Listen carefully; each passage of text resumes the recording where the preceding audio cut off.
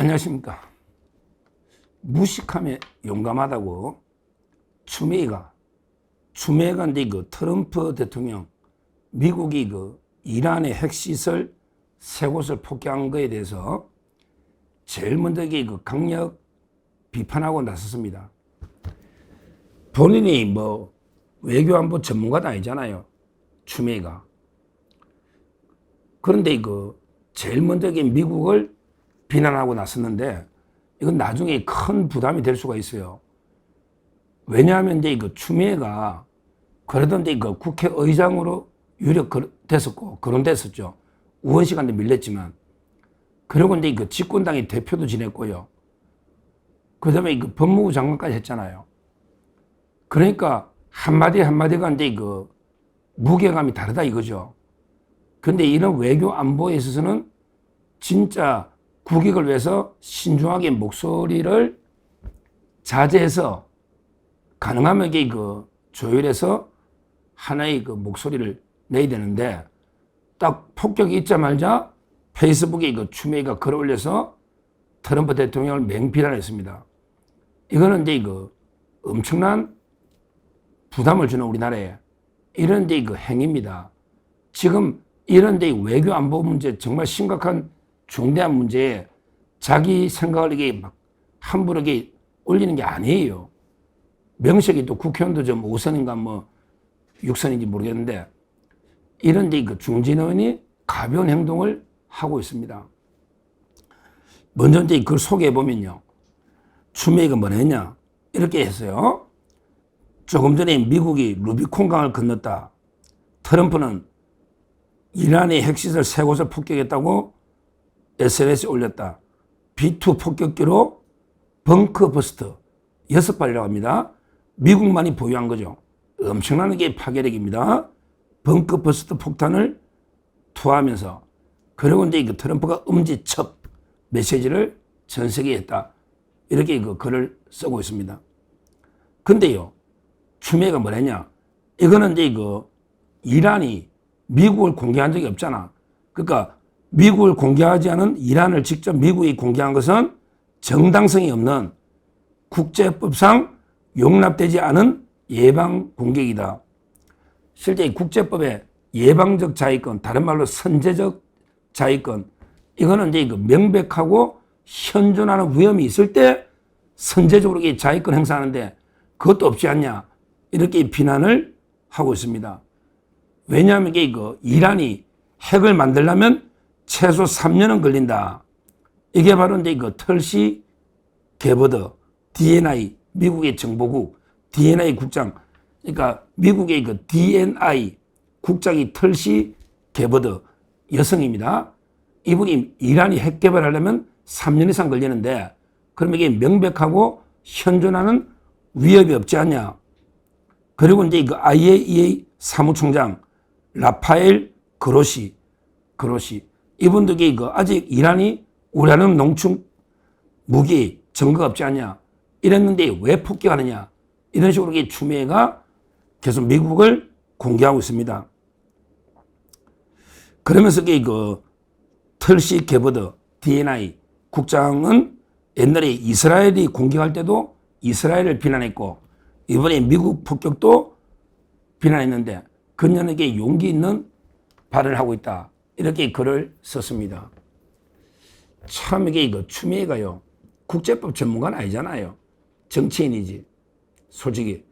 저도 아주 전문가는 아니지만 저는 저 외무고시하고 행시는 국제통상직을 했기 때문에 국제법 어느 추미애보다는 공부를 좀 더 했을 겁니다. 제가 대학 졸업 논문도 국제법 자위권인데 추미애보다는 조금 더 했을 거예요. 저도 국제법 전문가는 아니지만 그러나 제가 국제 통상직도 하고 또 외무고시도 준비하면서 국제법은 많은 관심을 가지고 좀 책도 많이 봤습니다. 지금 일반 자위권 이야기를 하니까 자위권 중에 대표적 논란되는 게 2가지가 문제돼요. 하나는 추미애가 언급한 예방적 자위권 있고요. 그 다음에 또 중요한 게 집단적 자위권, 나토 같은 게 있습니다. 예를 들어 이스라엘하고 미국이 동맹이다. 그러면요, 이스라엘이 위협을 받으면 미국도 집단적 자위권으로 행사할 수도 있는 거죠. 꼭 이 미국이 직접 공격 안 받았는데 왜 미국이 폭격하느냐. 이거는 이제 그 집단적 자위권이나 자위권 개념을 추미애가 잘못 이해하고 있는 게 아닌가. 저는 그렇게 봅니다. 예를 들어 우리가 한미동맹이다.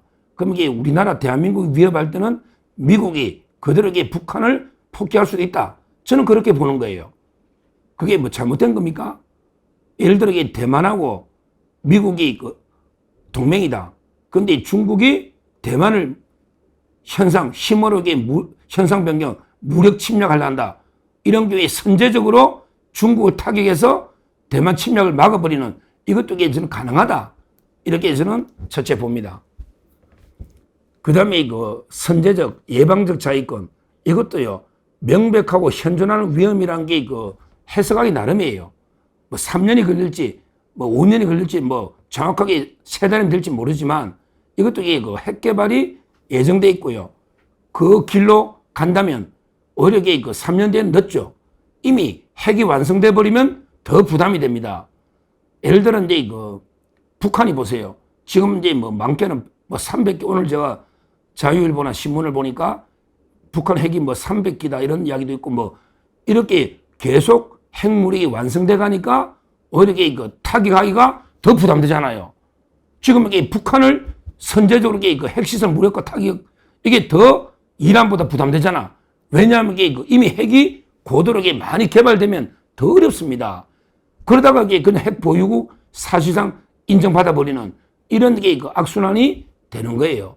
따라서 저는 충분히 그 이란은 핵 보유 의사가 있었고 이 초기에 이걸 막지 않으면 나중에 큰 중동에 큰 문제가 생길 수 있다. 그래서 이제 저는 미국이 충분히 선제적 자위권, 예방적 자위권으로 시설이 가능하다, 타격이. 이렇게 저는 일단 평가를 합니다. 다만 이제 저의 평가는요, 일개 유튜브고, 일개 그냥 패널입니다. 따라서 이게 어떤 뭐 국제적인 영향을 준다거나 이건 아니잖아요. 다만 이제 제가 소박하게 국제법을 공부하고 이게 그다음에 기사를 검색하고 그다음에 전문가들과 토론하고 제가 이제 이런 소박한 생각을 저는 충분히 이해할 수가 있다. 집단적 자위권과 예방적 자위권으로 저는 이렇게 보는 거예요. 그리고 이제 근본적으로는 국제 질서는요, 바로 이제 힘이 지배하는 질서입니다. 법이 지배하는 국내법과 국제법은 약간 이게 성격이 틀려요. 물론 이제 국제 관계도 법치가 완전히 무시될 수는 없지만, 그러나 기본적으로는 국제법은요, 힘이 지배하는 무정부주의, 정글, 이런 게 상태입니다. 그 국제 질서의 기본 성격을 먼저 좀 알고 거기에 맞춰서 법을 해석하는 이것도 필요한 겁니다. 자, 이제 중요한 거는요, 추미애가 뭐랬습니까? 추미애가 근데 이스라엘 침략도 잘못했다고 자기가 미국의 D&I 국장 털시 게버드 말을 인용해서 이스라엘이 이란을 친 것도 잘못이다. 그 다음에 미국이 이란 친 것도 잘못이다. 이렇게 집권당의 대표까지 하고 의장까지 거론된 중진의원이 입장을 분명히 밝혔습니다. 이것만 해도 큰 파문일 텐데 미국 대사관이나 트럼프 대통령. 이제는 이재명이 이제 입장을 밝힐 때가 됐습니다. 처음에 이스라엘이 이란을 타격했을 때 그때 우리 외교부가 뭘 했습니까? 그러게 규탄했죠. 이스라엘이든 이란이든 평화를 했지만 규탄한다. 그러면서 이스라엘이 타격한 걸 우리 외교부가 규탄하는 이런 성명을 냈죠. 이거는 이제 베네수엘라나 중국이나 또는 이제 하마스, 헤즈볼라, 후티 반군 이런 친이란 세력들이 하는 이걸 우리 외교부가 냈습니다. 이것만 해도 아주 부적절하죠. 근데 그러면 이번에 미국이 이란을 친 거는 더 비판하지 않을까요? 왜냐하면 당사자인 이스라엘이 이란을 타격한 것도 우리 이재명의 외교부는 규탄했습니다. 그 논리라면 그럼 미국이 이란을 오늘 공개한 거는 추미애하고 똑같이 더 규탄하는 게 논리 일관성이 있는 거 아니에요. 그러면 지금 이재명이 긴급 경제 안보 점검회의를 하고 있다. 지금 이게 긴급 안보 관련 회의를 연다. 이렇게 기사는 나 있는데 과연 이게 어떤 결과가 나올지 지금 녹화하는 현재 그 결론은 모르겠지만 제가 보기에 그 미국을 규탄할지 아니면 이게 그냥 침묵하고 왜 트럼프가 무섭잖아요. 근데 이게 그냥 침묵하면서 어떻게 그냥 조용히 눈치나 보면서 지나갈지 아니면 이게 미국을 옹호하지는 않을 것 같은데 하여튼 어떤 결과가 나올지는 모르겠고 지금 긴급 점검회의를 한다. 여기까지만 나왔는데요. 저 개인적으로 반드시 그 이재명이가 이제 그 양다리 걸치기 이거 안 됩니다. 이제는 그 입장을 내야 된다. 저는 그래 봐요. 제가 보기에 그 미국, 이스라엘과 강력하게 그 연대해서 손잡고요. 오히려 이제 그 이란 핵 보유 이걸 이게 저는 규탄하면서 미국과 이스라엘 편에 그리고 유럽 선진국들도 전부 그 이스라엘, 미국 편에 서 있거든요. 여기에 서야 된다. 이렇게 저는 보는데 과연 이게 이재명이가 그래 할까요? 얼마 전에 이스라엘이 이란 공격할 때도 오히려 이스라엘을 비판했잖아요. 그 다음에 지금 추미애가 또 개딸 사이트도 가보니까 지금 미국 규탄하고 난립니다. 지금 제가 이게 대충 사이트 보니까 좌파들이 아니 미국이 뭐 무법자야? 뭐 이래 트럼프 또라이 아니야? 이런 식으로 지금 미국 비판하는 글이 일색인데 과연 이게 그 이재명이는 어떤 입장을 내놓을까? 원래 이제 그 쇠세 외교 연장선 상에서 중국하고 이란 편을 드는 이런 이게 그 결정을 할까? 아니면 이게 그 미국 편을 들까? 아니면 이게 눈치 보면서 그냥 이게 양다리 걸치고 뭐 이렇게 있을까? 세 가지 아니겠습니까? 참 이게 그 궁금해지는 대목입니다. 왜냐? 이런 이게 진짜 세계의 대격변기입니다. 이런 강대국 간의 이런 전쟁이 동시다발적으로 있은 적이 2차 대전 이후에 없어요. 이러다가 정말 이게 중국, 대만이 붙고요. 이러면 이게 우리 북한하고 우리도 장담할 수 없잖아, 평화를요. 정말 전 세계적으로 이렇게 도미노식으로 강대국까지 전쟁이 벌어지는 지금 심각한 상황입니다.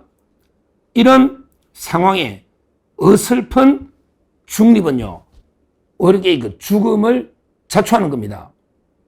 어설픈 중립은 누구 편도 안에 힘도 없는 이런 데 약소국이 어설프게 중립 이러다가요, 진짜 잡아먹히는 이런 경우가 이제 많이 역사상 있었습니다. 이런 대위기 상황일수록 확실하게 적과 동지를 구별해서 확실하게 그 강한 편의 동지로 서야 됩니다. 지금은 대안이 없습니다. 지금 우리 자유대한민국은 미국 외에는 게 대안이 없다. 잘못해서 그 중국, 러시아 편에 서는 순간 나라는 게 그 소리 없이 사라져버리는 중대한 게 위기에 처해 있다. 저는 이렇게 봅니다. 과연 이재명이가 다시 한번 이게 미국을 오히려 비판하면서 중국이나 러시아, 이란, 북한 편에서는 추미애처럼 이런 이제 최악의 자충수 결정을 할지 아니면 이게 그 현명하게 미국 편에 설지 이거는 지켜봐야 되는데 제 느낌에는 왠지 이게 무능하고 바보 같은 놈이 왠지 이게 어설프게 중립으로 트럼프가 무서우니까 미국을 지지하지도 못하고 또 이게 미국을 규탄하려니까 무서우니까 그것도 못하고 어중간하게 그냥 이게 뭐 중동의 평화를 기원합니다. 양쪽 다 자제해야 됩니다. 뭐 이런 게 어정쩡한 이런 게 그 성명이 나오면요. 이거는 이게 다시 한번 우리 안보를 완전히 망가뜨리는 자행이다. 다시 한번 강조하지만 확실하게 미국 편에 서서 트럼프 대통령과 손을 잡고 그 다음에 이스라엘 그리고 우리 자유와 민주, 시장 경제를 가치를 공유하는 이런 전 세계의 자유를 수호하는 이런 우리 연대 세력들 함께 해야 된다. 정말 오늘 중요한 지금 회의가 열리고 있습니다. 과연 이재명 정권에서 어떤 입장이 나올지 한번 지켜보고요. 다시 한번 방송으로 말씀드리고 세 가지 길 다시 미국을 규탄하는 추미애처럼 그 다음에 미국과 하나가 되는 한편이 되는 지지성명 그 다음에 어정쩡하게 그냥 뭐 평화를 해치는 어떤 행동도 자제해야 된다. 이런 식으로 어정쩡한 중립. 이게 어정쩡한 중립. 이게 최악입니다. 최악. 그 다음에 차라리 뭐 이란, 중국 편에 서가지고 규탄하는 이게 차악. 가장 최선은 미국과 확실한 하나의 동맹이 되는 이게 유일한 길이다. 이렇게 말씀드립니다. 감사합니다.